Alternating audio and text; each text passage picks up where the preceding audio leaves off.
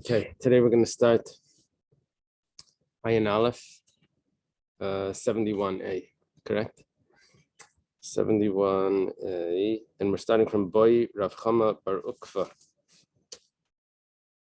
See, it's about 15 lines from the bottom. Okay, thank Hashem. We're able to learn every day.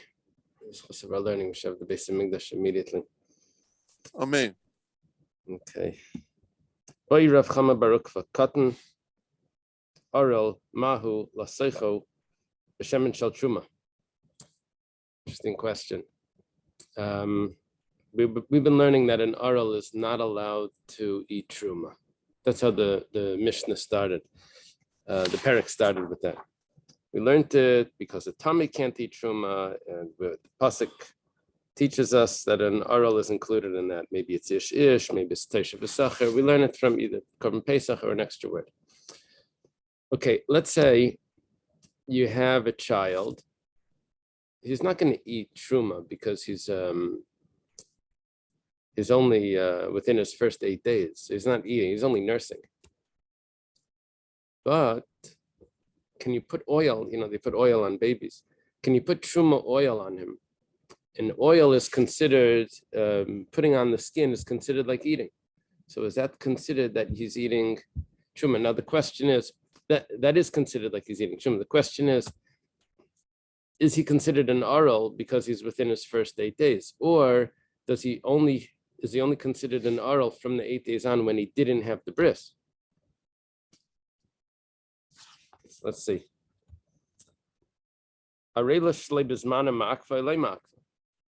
Does being an Arel before the time of the bris, does that block him from eating Truma? Amar Abzeira. Abzeira says, Tashma, Ainli Alamila Sacharav B'Shas Asiyah V'Avada B'Shas Achila. Minayin Litnas Amar Shal Zeh B'Zeh V'Samar Shal Zeh B'Zeh.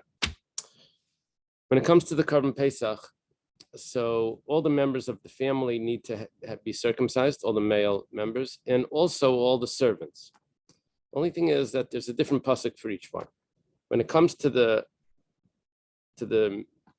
members of the family, it says va'az yikrav la'aseisei, that after they're all circumcised, then you can bring close the karban.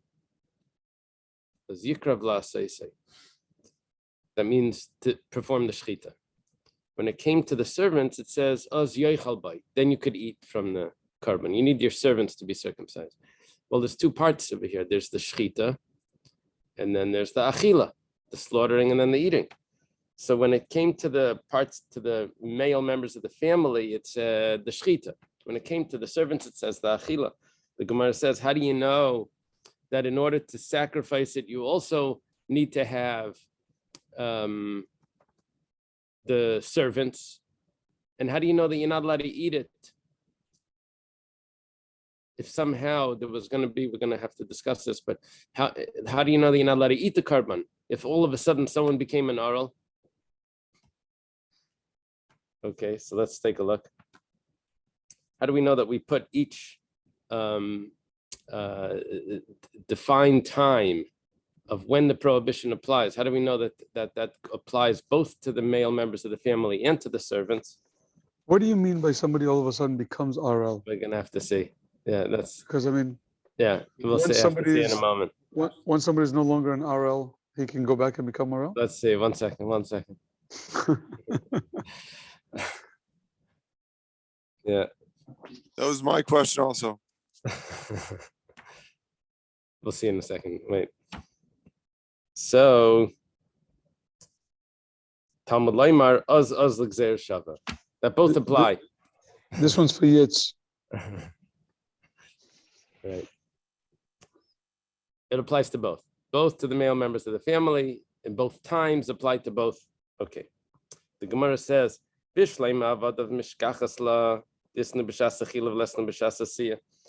the case where a servant, there was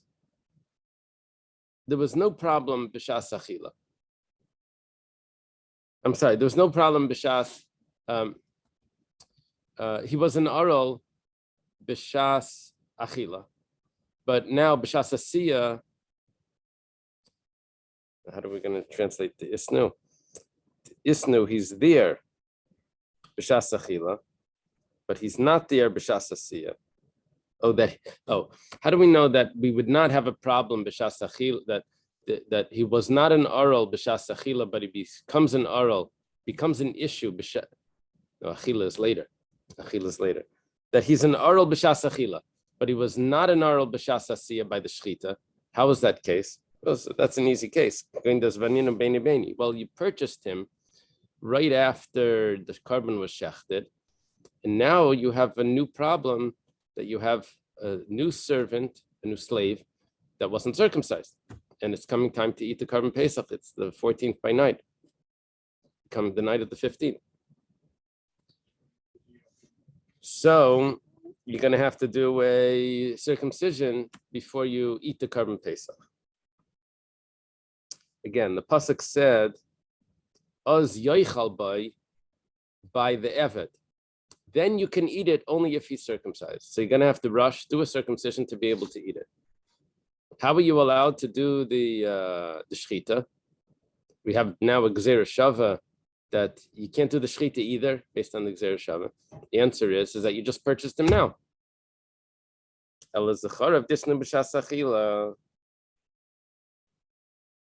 But how's the case where he was an aral b'shas achila, v'lesnu b'shas asiya, but all of a sudden it becomes a problem at the he's an aral b'shas achila, which is all of a sudden a problem.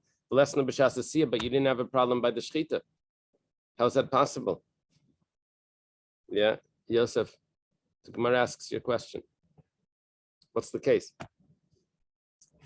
The Gemara answers, Lav dis yalad ben asiya la achila. It must have been he was born that night. Nebuch, the poor lady preparing for Pesach, she's giving birth, and it's Erev Pesach. She gives birth after the Karban Pesach was brought, before the Karban Pesach is eaten. The child becomes an aral right then, before when he's born, he's an aral. And what are we seeing now? Obviously, even though he has to wait 8 days for the bris, but he's already considered an aral. Even though it's impossible to do the bris, because you have to wait. But what was our original question? Can I take truma oil and smear it on a baby before the bris? Ooh. He's an aral. I said, well, maybe he's not 8 days old yet, so it's not a problem. Now we're compelled to say that is a problem, because we're looking for an example of how we can find an aral that's only an aral by the eating of the Karban Pesach, but wasn't an aral by the shechita. It must be because he was just born. But just born means you have to wait 8 days. Well, it turns out that the 8 days before the bris, he's still considered an aral, and he can't have truma. It's going to affect the Karban Pesach to the whole family. The father, probably not the whole family, the father. The brothers don't have an obligation. The father and the mother. The mother will see. Okay, Amar Rava says, 1 second. There's a problem here. It's his bra. Do you really think so? They switched the girsa to Rava, because the Gemara later, Rava is going to give a different teretz. So here it has to be Rava. It says, first you have to circumcise, and then you bring the Karban Pesach. But this boy can't be circumcised, he's too young. It's impossible to say that the father can't bring the Karban Pesach because the son wasn't circumcised, and you have no ability to circumcise him either, because it's against the law to circumcise him so early. So he's in like a trap. You can't circumcise him, and he has to be circumcised. So that's not going to work. So this is impossible. This can't be the pshat. Because we're looking for a way where a child could become an aral in between the slaughtering of the Karban Pesach and the eating of the Karban Pesach. And the only way we could figure that out was if he was born then. Rava says that's impossible. He's not an aral. He's not considered an aral then, because he can't do the circumcision. To talking about that he was ill. What's the rule when someone's ill? You have to wait. He has fever. You have to wait another 7 days. That's what they do if he's a certain number. He's the baby's jaundice. If he's a certain number, they say, okay, after that number, you have to wait 7 days. Before that number, it's not considered ill. Then not necessarily can you do the circumcision, but once it passes a certain number of the bilirubin, so then they say you have to wait 7 days. That's already considered ill. Yeah. I heard Rabbi Tendler screaming about this once. He says, what is this business with this number and that number? According to the Association of Pediatrics, it's not considered a danger until it's 20 something. And the Mayalim are saying it's this and that. And so who made up that number? No, obviously it can't be a traditional number because they didn't have those tests, 100 years ago. So, okay. Rabbi? Yeah. By the way, the absolute number is usually around 20, but it also depends on the day. So on which day, right? On the day. So it right. changes each day from birth for the first week. So what would be considered dangerous, right? So like at 24 hours, a number of 12 or 10 would be just as dangerous as, let's say, a 20 at 3 or 4 days. Uh-huh. So it's more flexible. All right, I'm off. Uh-huh. Bye. Okay. Yeah. Okay. You're not protecting your Rosh Hashiva here back this time. Okay. So he was ill. What happens when he's ill?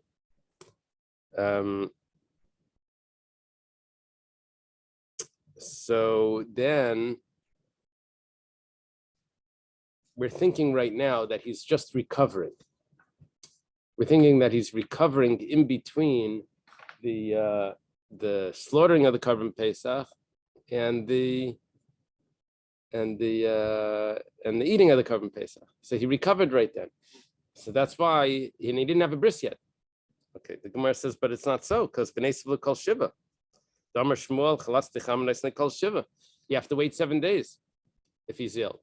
So how is this going to help? The Gemara says, Diavin le kol shiva. We're talking about that he was ill 7 days ago. What would that be? On the 7th. On the 7th of Nisan, he was ill. When did he recover? In the afternoon. So the Gemara says, one second, it doesn't work like that. You're telling me that you need 24 hours, 7 times. Yeah. So because he recovered in the afternoon on the 7th, you're going to tell me now that he's only going to be eligible for a bris on the afternoon of the 14th. That's what the Gemara is suggesting.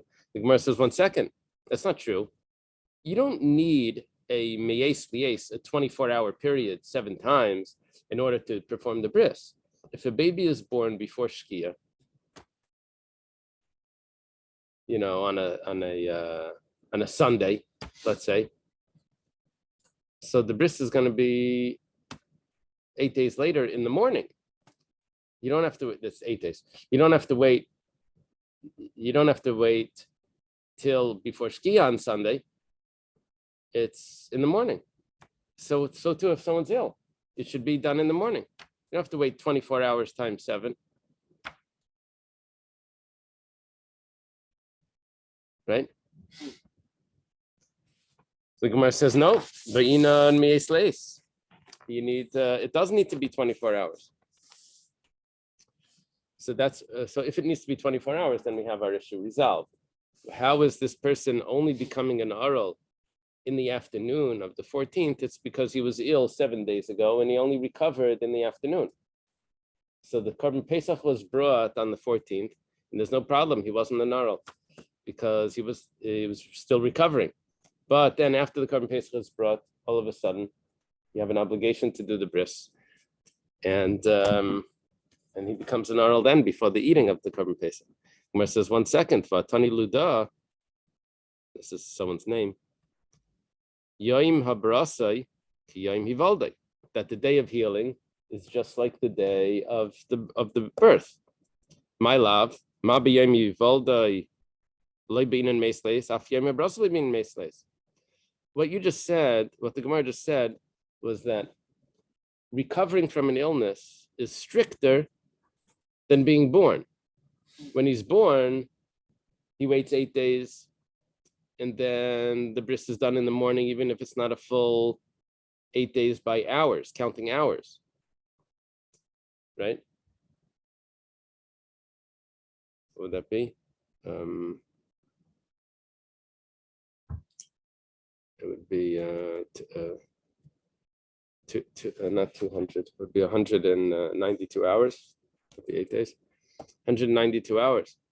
You don't need 192 hours to have a bris. Why? Because it could be done in the morning. It's just, it needs to be on the 8th day. But when it comes to being ill, so then you need 168 hours. Saying it's stricter. It needs to be a full 24 hours of 7 days. The Gemara says no, because we have a comparison, being born to recovering from an illness, that both of them could be done in the morning. If it could be done in the morning, then we lose our answer of how does he become an oral after the offering of the Korban Pesach before it's eaten. The bris could have been done in the morning. Gemara says lie. It's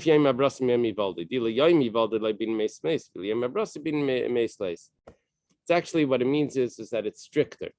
You really need 192 hours for the recovery. I'm sorry, no, you don't need 190. You need 168 hours for the recovery, but you don't need 192 hours for the bris, the 8 days. That could be done in the morning. But theoretically, it could be 169, 170 hours for the bris. It's 7 days plus an hour here. Now, you need the night. You can't do a bris at night. Okay. So we figured out a way how a person could become an aral, a baby could become an aral on the afternoon of the Korban Pesach, and that is because he recovered from a fever 7 days earlier at that hour.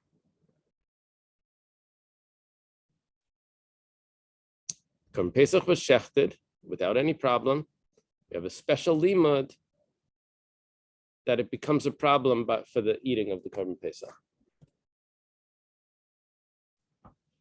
Rav Papa Amar kigain de koiv le'enei liyanuka b'et patach beni beni. Rav Papa says, well, doesn't have to be that he was really ill. Really ill is a different issue. You have to wait 7 days. But then there's other things that you just wait for the baby to recover, and then you don't have to delay the bris for 7 days. You just say, well, he's not ready yet. What would be something like that? If there's a pain in the baby's eyes, it gets better in between the eating of the in between the shechting of the Korban Pesach and the eating of it. Well, right then you would have to do the bris. You'd need the mayal on site.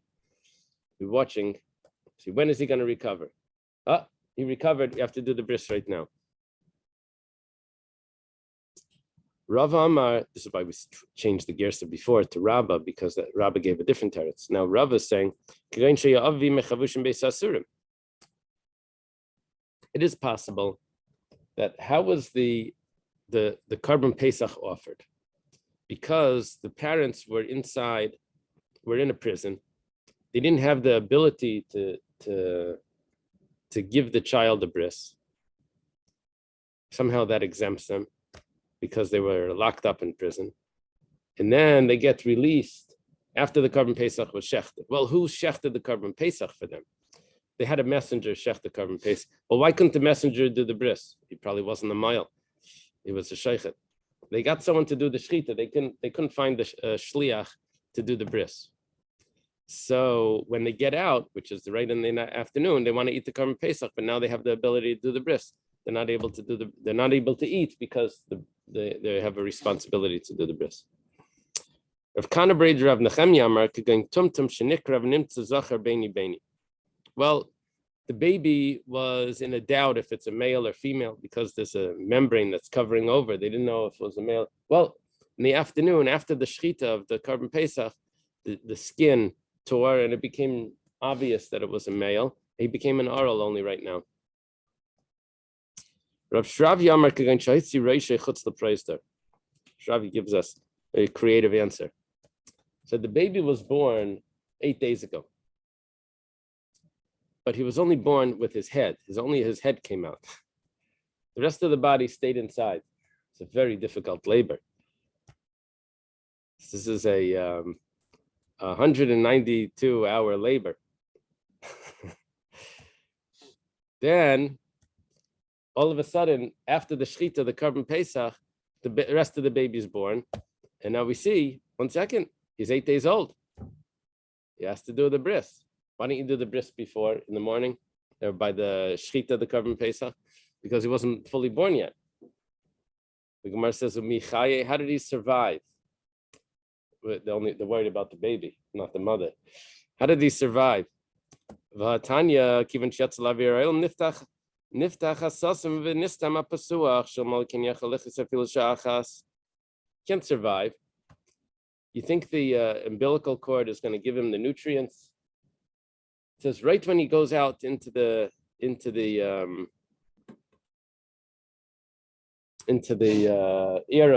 world, that what used to be open closes. That means the umbilical cord stops giving him the nutrients, and what used to be closed, which is his mouth, opens up. So how's he going to survive? He needs to eat.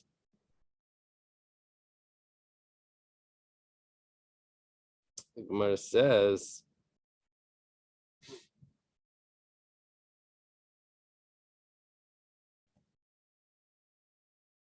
an interesting teretz. You know, when someone is ill, they don't have an appetite. How do they survive for so long if they're ill? The Gemara assumes that there's somehow the fever is like feeding the person. It could be that the reserves of the body are used during that fever or something, whatever.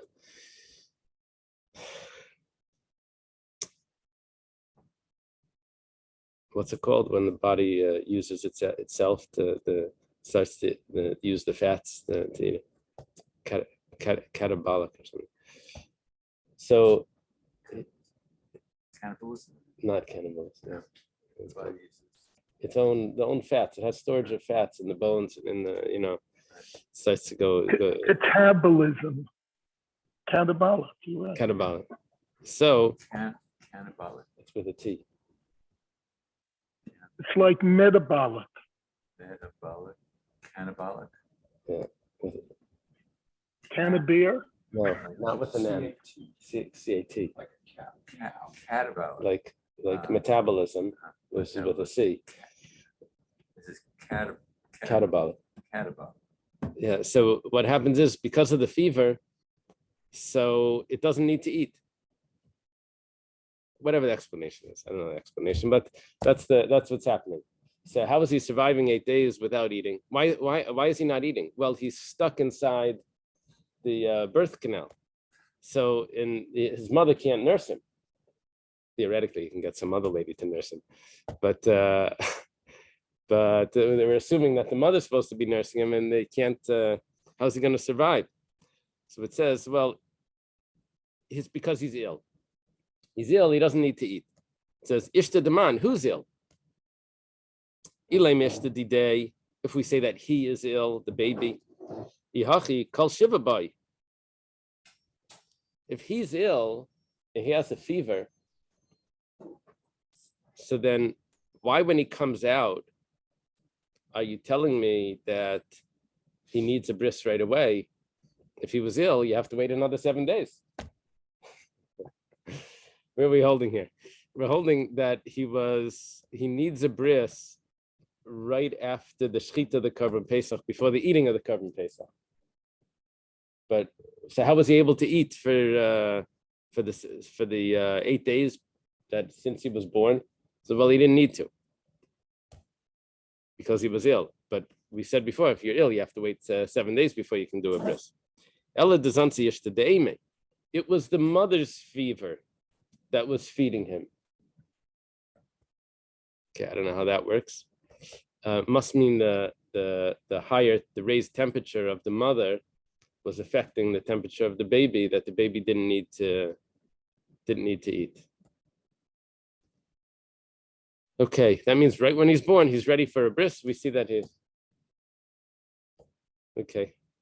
Iba Yasema, this has got to go in the medical books, like rare case. Iba Yasema, hani mili hechid le ma'avi, aval hechid ma'avi michechai. What the Gemara is saying here is that when do we say that he wouldn't have been able to survive? That's only if he's not crying. But if he's crying, then somehow he's able to survive. There's another version of this, which is a little easier, that hechid le ma'are, if he's not still attached. When do we say that he needs to nurse or he can't survive? Because of the umbilical cord they close it off and then they cut it. But if it's still attached to the umbilical cord, then maybe he's actually surviving from the mother. Ma'ure means that it's still attached. You change the word ma'ave to ma'ure. The vav was really a resh, which is a common a possible mistake just in the. Okay, that's a version that the Rishonim have. Okay, we gave a bunch of answers over here of how it's possible that he needed a bris just in between that time. Rabbi Yochanan Mishum Rabbana. The other possibility is that he converted, but he was dealing with a family person. Oh, it's working. We're dealing with a family member, so that couldn't be a convert. We're dealing with the child that was born. Rabbi Yochanan Mishum Rabbana. Rabbi Yochanan says in the name of Rabbana, Aral Makabal Azah. See, we said that an Aral is not supposed to eat Truma. And we learned it from the pasuk that discusses an Aral, that discusses a person that's Tameh. Person that's Tameh, called Tzruv V'Chalzav, L'Yochal, someone that's Tameh can't eat Truma. We said, well, that's also including an Aral. So, can an Aral that goes under that category can eat Truma? Let's say he's Tameh as well, really Tameh, he's Tameh Mace. Can we do the sprinkling on him even though he's still an Aral? You know, the sprinkling of the Paraduma. So, Aral Makabal Hazah, we can. You can do the sprinkling on him, the sprinkling. Because we find that the Jewish people, when they came into the land of Israel, they sprinkled on them and they were still Arelim. Shenemar.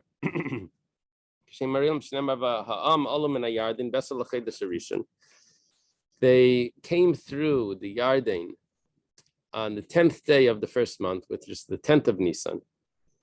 And Basara Lemihili, they didn't do a bris on the 10th day. Why? Well, they were weak from the journey. That would not be a good day to have an operation. So Hazah Imasavidlu, but when did they do the Hazah? Lav Kashem Arelim, it must have been when they were in Aral. So what would happen is like this. The Hazah needs to be done on the 3rd day and on the 7th day. So you need 4 days apart, right? In between the first Hazah and the second Hazah. Hazah is the sprinkling of the Paradum. So they started counting the 7 days before they went through the Yarden. They get through the Yarden, it's the 10th. They do the first Hazah and consider that the 3rd day. And then they do the second Hazah on the 14th, which that would be Erev Pesach. And then they're going to offer the Karban Pesach. When did they have their bris? Whenever they had it, but the first Hazah was done before the bris. They had to have the bris before the Karban Pesach. They couldn't bring the Karban Pesach either. But whatever the case is, the Hazah, the first Hazah, the first sprinkling was done before the bris. You see, you're allowed to do Hazah when someone's an Aral. The Dilma Layavid Pesach Klal. Maybe they didn't offer the Karban Pesach. Very surprising Gemara. It says, Leisal Kadaitach. How can you think that? It says that they brought the Karban Pesach. Yeah, what was the Havamina? I don't know. Like what happened over there? There's a pasuk that says they brought the Karban Pesach. What was the Gemara thinking? I don't know the answer. Maskif lamar sutra v'dilma pesach haba b'tumaya.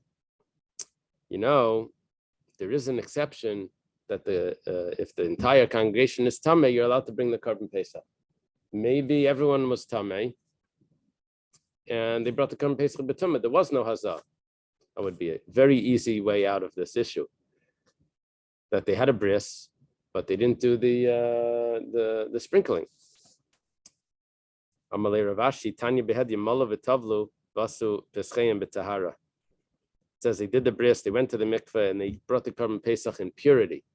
We have a brisa that says clearly that they were tahar.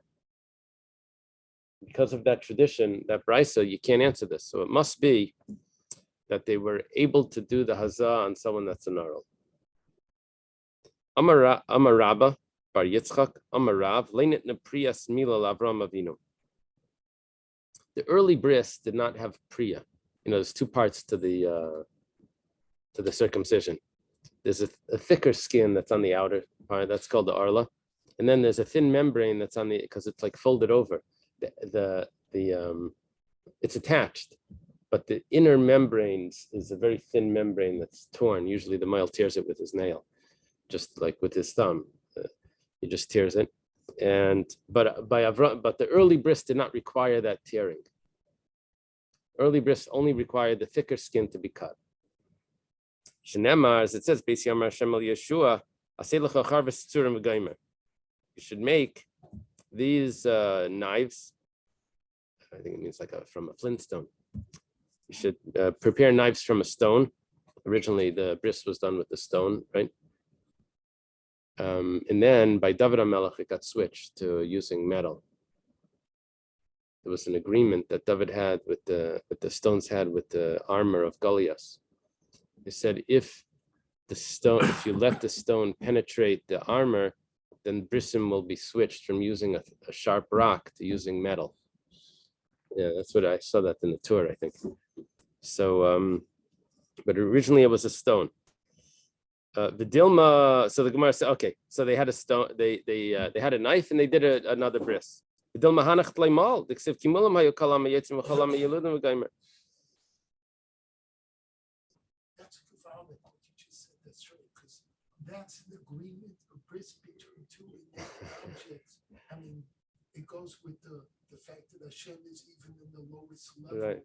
So that they have, Right. some, ruach and everything. Yeah. Think about it. Wow. Yeah, it's not just another slingshot story. Okay. What the Gemara was saying here was that the fact that they had to do another bris was because they had a bris before, but they didn't do the priya. They didn't cut this thin membrane. So the Gemara says, how do you know? Maybe they just did a bris on those people that were not circumcised yet, but those that were already circumcised did not need a bris. It says it's not true. Imkain my shuv. Why does it mean they returned to have a bris? Elalav lepriya must be that even those people that were circumcised still needed another tikkun, another fixing, because they didn't do the priya. My shenis, what does it mean a second time? La kushe, it says they returned to do a bris. Shenis. What does it mean, shenis? La kushe seif mila tchilas mila. Ma tchilas mila ma keves, af seif mila ma keves. It's coming to say that just like the first mila, if you don't have a circumcision, that affects the circumcision and the offering of the carbon pesach. So to the second circumcision, which means the seif mila, the end of the bris, which is the priya, also affects. He's not able to have the carbon pesach if he didn't do the priya. Let's go back to Malvalei para. Why do you say self-grace is the meal of the heart? Uh-huh. If you not really have the covenant of Pesach. It's different. Yeah. Okay, the Tanan, as it was taught in the Mishnah, Eloin Tzitzina Makvin, there's certain skin tissue that if it's not cut, Makvin Asamila, it affects the circumcision.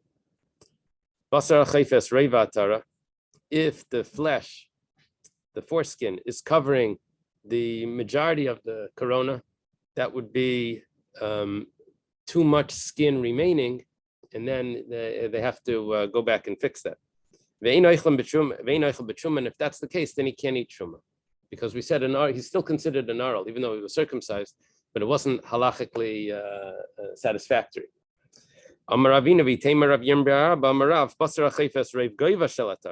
It's not just the majority of the circumference, even if it's the majority of the height, and it's not this. It's only one area of the circumference, just a little bit of skin that's sticking over the thickness of the corona. That's still considered that he needs fixing on the circumcision.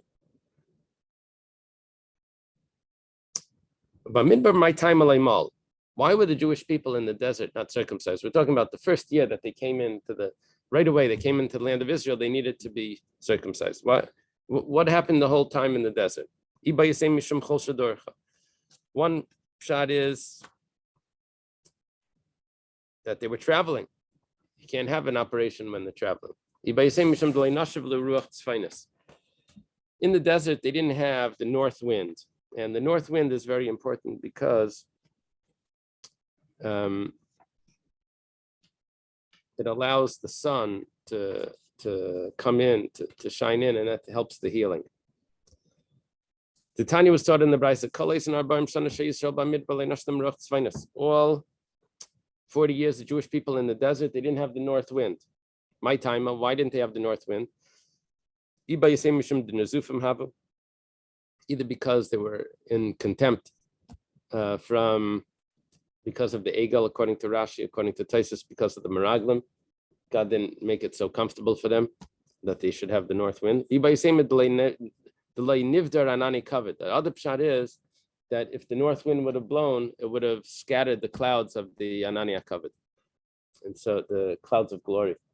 I didn't realize that the clouds of glory would get affected by a wind. I thought, if they're straightening out mountains and eating up snakes and all of that, I didn't realize that a wind would. I guess there were different features to this. Okay. Amar Rav Papa says, Hilkach yoima de'iva b'yoima deshusa. Therefore, a cloudy day, or a day that the south wind is blowing, we don't do a bris on that day, and you also don't do bloodletting. And now that everyone does it, they're not careful with this, so Hashem protects the fools. So, yeah. That's Amen. It's an expression that things that everyone does, you say, oh, but that's dangerous. If everyone does it, don't worry about it. Okay. Years ago, they said about smoking. They discovered that it was dangerous, but everyone was still smoking. They said, well, it's got to be forbidden. We have the research that it's dangerous. They said, Hashem protects the fool. If everyone's doing it, it's fine.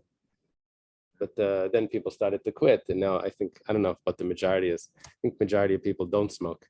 At least in my circles, I don't see people really smoking. So it switched probably. There's probably today a halachic question if you can say Shemer P'sayim Hashem. You can't say that. Most people don't smoke. So, yeah, it would be problematic. Okay. Tana Rabbanan.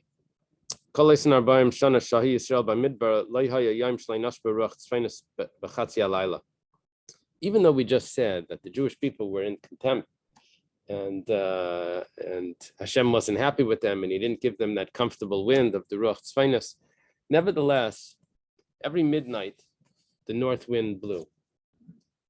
Why didn't they do the bris at night? They're not allowed to. But at midnight, it blew. Where do we see this? Because by Makas B'chayres, it says that was a special time. Hashem smote the firstborn of the Egyptians. My Talmud, how do you see anything about the north wind? It's coming to tell you that opportune times, auspicious times, are special times. That's what it's teaching us. That when the time is good, the time is good for everything. That's what it means. Special times are special times. And midnight is a special time. Where do we see that? By the death of the firstborn. So that means that other times, I guess that's the time to buy the lottery ticket. That's the drawing. Tuesdays to weddings. Right. Right. Yeah. They say with the guy that well, he was a wealthy man, so everyone would always ask him for advice. So when he lost his money, so he said, I know I lost my, people stopped asking him. He said, I know I lost my money, but what about my chachma? So, but the truth is that mazel, when it shines fully. When he was wealthy, he had chachma. He lost his mind, lav dafka. Not necessarily does he still have the chachma. Yeah, the time is the time. It's good for everything. Okay, Amar Rav Huna, Dvar Torah. Rav Huna says that from the Torah law, Mashach Eichel B'Truma Umedivreim Gazer Olav Mipnei Shenera Ka'aral.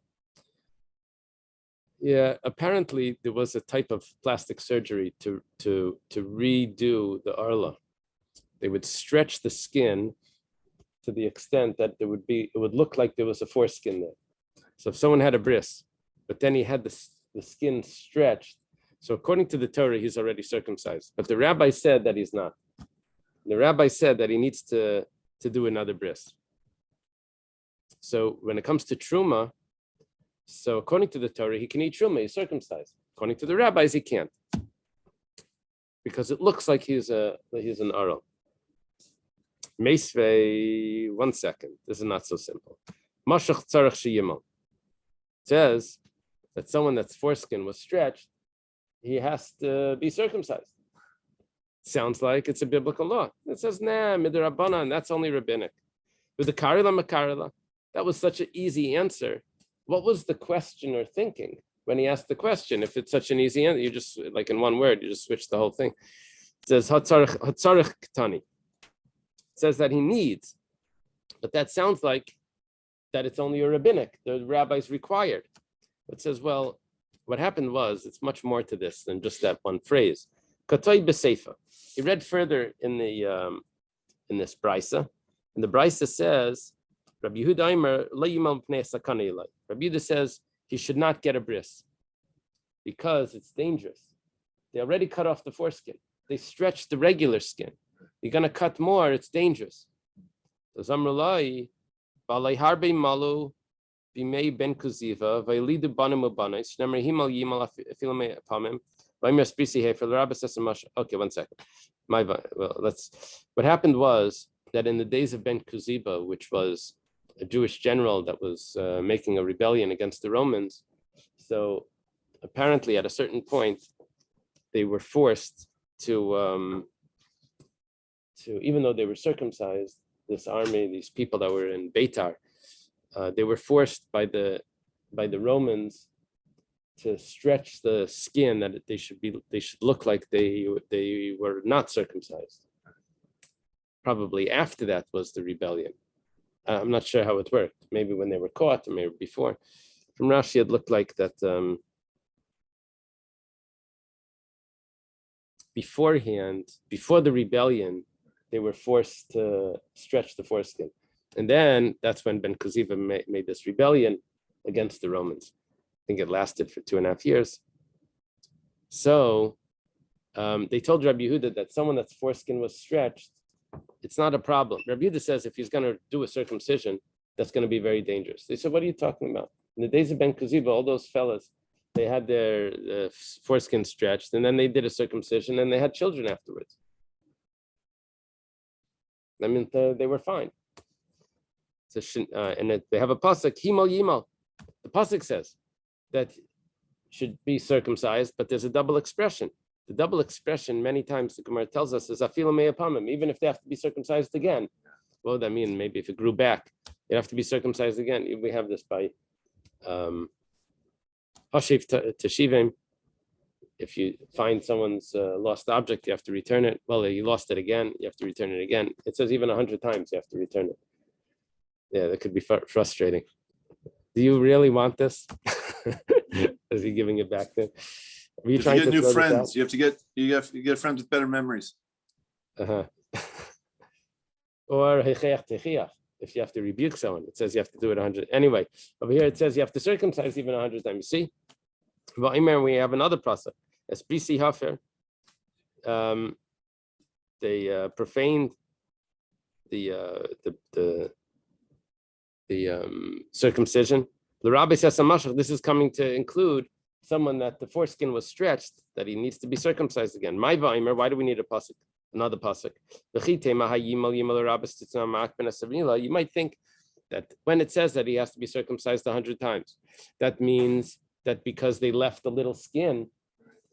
We have another pasuk that says not only if they didn't leave not only if they left another skin, he has to be recircumcised, but even if they stretched the regular skin, he has to be circumcised again.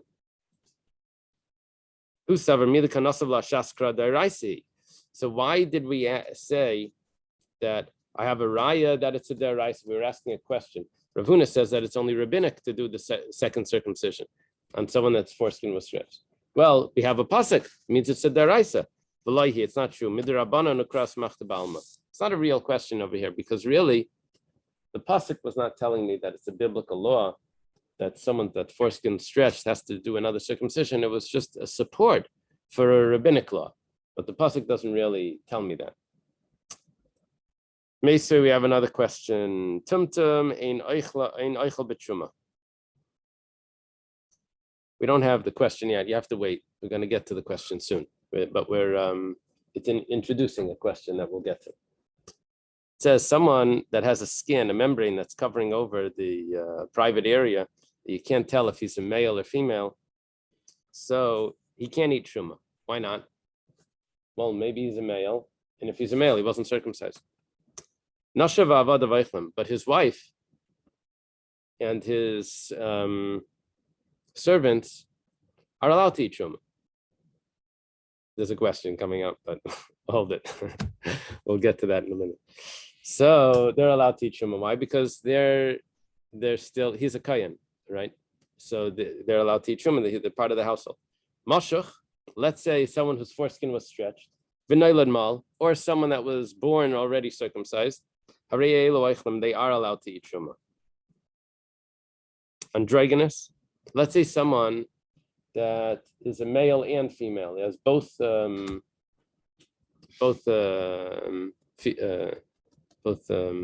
organs. We're talking about that the male organ that's there was circumcised, of course. So he's eichel b'truma, ve'ein eichel b'kachim. He can eat truma, but he can't eat kachim. Kachim he can't eat. We're talking about kachim because that's only male kayanim that are allowed to eat, and he may be a female. So the androgynous is allowed to eat. Androgynous is allowed to eat from either side. Either he's male, well, he was circumcised. Well, he's female for truma. He doesn't need to be circumcised. He's allowed to eat. Women are allowed to eat truma. But when it comes to kachim, that becomes problematic. Tumtum, now we repeat this. We say a tumtum, he can't eat truma or kachim. Okay. Katani miyas, one of the cases that we had in this brisa was mashach v'noilad kishumal harei eloichlin.